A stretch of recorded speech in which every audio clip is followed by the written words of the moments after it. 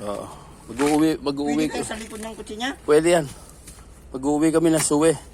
Magpapalahi kami sa Bulacan ng suwe. Ay, kuhan. Ganyan. Kuhan na. Abe, ginanon mo lang. Dalawang tira lang. Madali lang. Oo. Oo. Kaya kalaki, mag-ibig ka to. Oo. Tatlo lang. Kung tatlo, tigi-tigi sa kami. Maglalahi na yan, Oo, isa. Wala maliliit. Walang mali. Pinapay ko kasi hindi pwede yung marami. Makapal. Ay, talagang binabawasan yan. Babawasan para maganda ang buwan. Oo. Pag may isa, meron naman tutubo. Oo. Yung ganung maliit, di ubrang ko rin. Mamatay. Mamatay yan. Oo. Pili mo ako ng kuha. Pararamihin ko yan.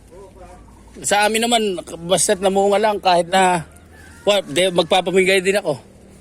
Ano? Malaki yan. Uy, malaki yan.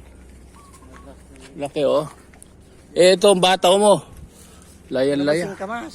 Singkamas ba yan? Oo, singkamas ito. Asan ang bunga?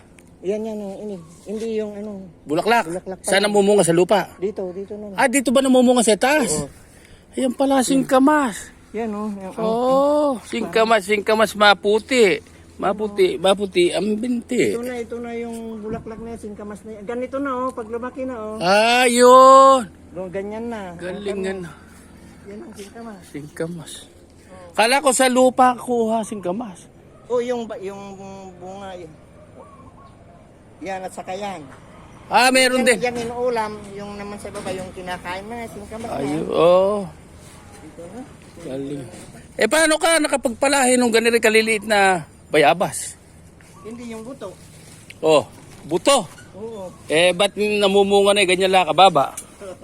Ang kapal na Itong kamote na to, hinuhukay mo, inaani rin yan. Hindi, kumalat lang yun. Ito na. Sige, yan na. Para mas madali. Kaya hindi malulan. Siguro pwede kayo sa kutsi dito. Malaki na yan. Bawasan na lang. Babawasan ng dahon. Mabubuhay pag pinungos.